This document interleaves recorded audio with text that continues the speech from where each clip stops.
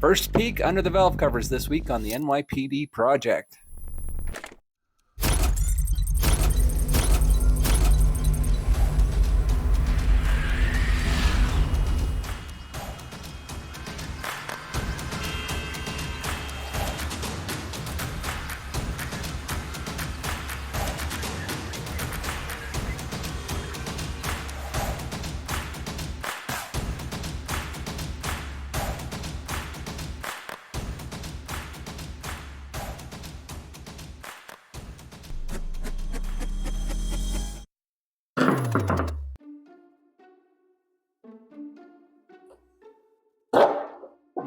That came off super easy. Okay. First look under the valve covers, boys and girls. Don't want to assume any genders here.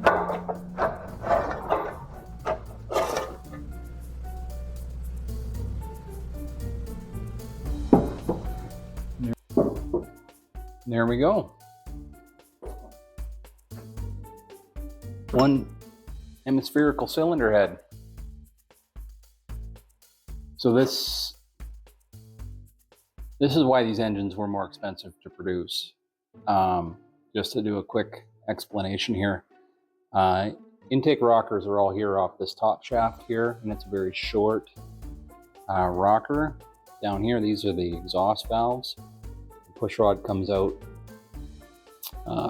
very close to where the intake rockers come, but it has a really long rocker shaft. It's about that long to actuate the exhaust valves down on the downside exhaust side of the head, and they rock on the second shaft here. So it's complicated. Well, maybe complicated is not the right word. It is more expensive to produce. So a typical wedge engine, you would have one rocker shaft with the rockers for the intake and exhaust all in the same shaft. And you know, the valves would be lined up. You'd have intake, exhaust, intake, exhaust, intake, exhaust, intake, exhaust, and just the one rocker shaft actuating them. So you could have a lot narrower cylinder head. So yeah, that's cool. Not, you know, for a 100,000 plus mile engine that's been sitting since 1964. These valve covers potentially have never been off, so I can't say if they've been off before, but it's possible. 1954, this is the first look since 1954 in there. So I'm going to put the plugs back in, and then I'm going to take a mallet on the valves and see if the valves are free. There's kind of the primary purpose for getting under here. The second one, of course, I'm going to clean up these valve covers. So we will start with putting the plugs back in. All right. Gloves on, doctor.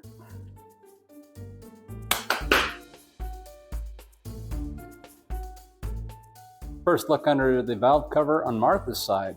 Got all the bolts out, the nuts off.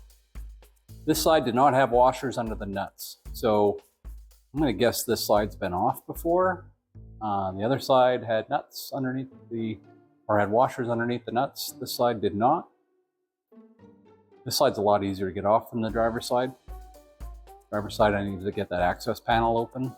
This side I've got room because there's no electrical or steering or anything down here on this side. I just removed one of the cooling hoses to give me some space.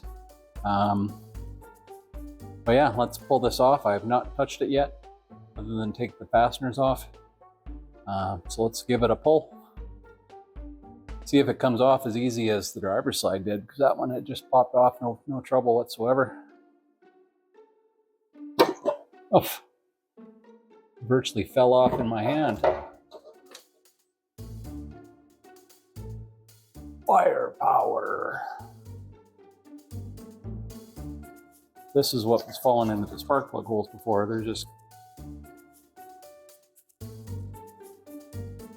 caked on stuff. There we go. Kind of looks like the other side. There's some debris hanging out there. Obviously falling off the inside of the valve cover. So I'm gonna put the spark plugs back in here before I touch anything else. I just don't want to drop any crap down the holes. So let's grab the plugs. I'm just gonna put the plugs in loose. Still want to try to rotate the engine. I'm not fighting against compression, but essentially just to prevent any additional debris from dropping down the pipe.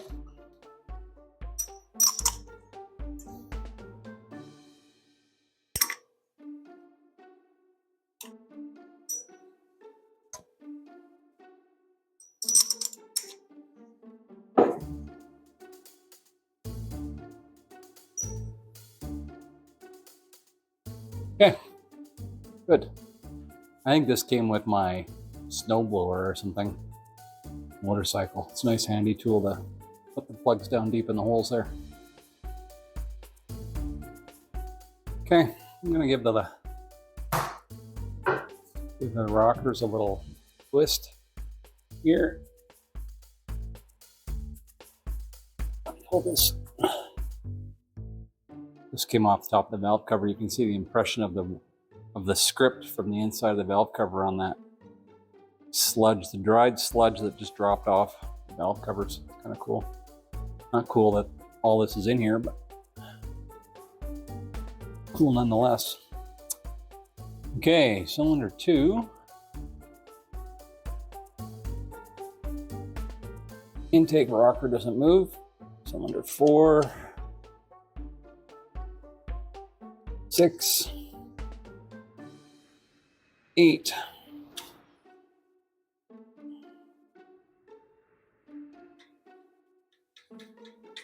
Cylinder 2 exhaust. Pushrod's good. Cylinder 4. Cylinder 6. Cylinder 8.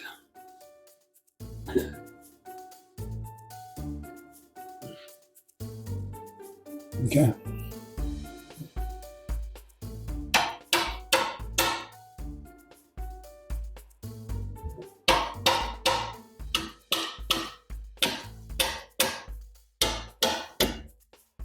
I cannot tap these valves.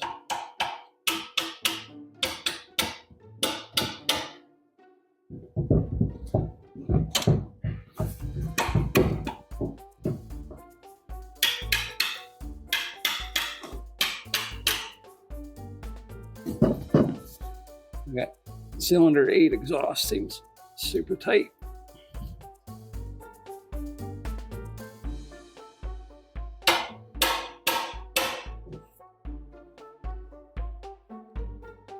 Well, seems okay there.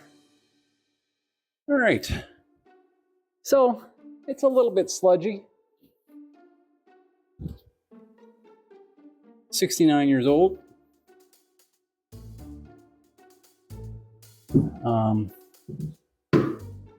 Expected that, but you know what? It's not all rusted out down here or anything. Cork valve cover gaskets disintegrated. That's also to be expected. Just breaking super simple, super easy. Not surprised. We'll get on the horn to hotheads when we get to that point. I'm not that concerned about it yet. Once I get the motor to roll over, then sealing back up the valve covers are going to be important. But as of right now, not a big deal. It's the head bolts go through the rocker shafts, essentially to clamp this puppy down. So I can't really remove the rocker shaft to see if I can free up that push rod. But I think that valve is all the way down. It's closed. But they all got some spring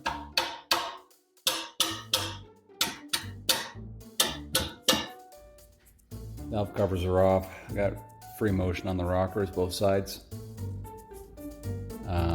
Put in some more PB Blaster last night. No more than the normal movement on the crank. I put PB Blaster down all the push rod holes in the heads, just to get stuff flowing down to the lifters in the cam. I've got the ratchet strap on right now with some pretty good tension on it going down. So one advantage of having big solid steel fenders is you got a place you can hook onto to do that. Some people, you know, they put a big long bar and they'll hang a weight off of it just to put tension on it and just leave it over time. So we put that on to see if it'll do anything. If we don't get much movement, I really don't have much room underneath the car for an inspection plate or anything to bump the flywheel over. So we'll leave it like that with some tension, and we're probably going to order some gaskets and a valley cover gasket, intake manifold gasket. That has to come off anyways, so we'll probably get the gaskets and then we'll take the manifold off, the valley cover off, and we'll go down and take a look and see what the lifters are doing, seeing if that's maybe where we're stuck. Okay, carry on. 1954 was right at the beginning of the birth of rock and roll, and I'm gonna rock this crank pulley and see if I can get it to roll. So yeah, that's horrible. I probably won't use that.